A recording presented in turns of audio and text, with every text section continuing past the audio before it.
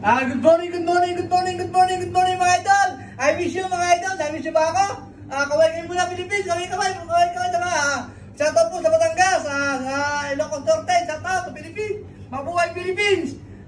Mga idol, inaanyahan po namin kayo na puntahan niyo po yung aming bakery. Mayroon po akong bagong luto dito, talagang fresh na fresh po dahil sa rin po pinagmamalaki ni Kuya Pip.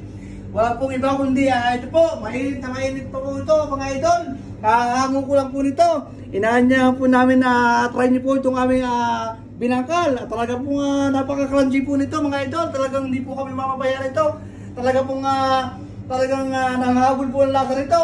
Pag natin po itong aming binangkal, para din po kayong nakatikim po ng talagang swabbing tinapay ni Kuya Pip. Kaya mga idol, ano pang inaantay ninyo? Puntahan nyo na po ang aming bakery.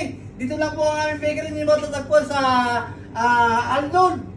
Kasi Miyak, dito lang po kami sa backside po ng Nesto. Kaya mga idol, ano pang inaantay nyo? Arap na! Punta tayo Kuya Pip Bakery. Maraming pong salamat!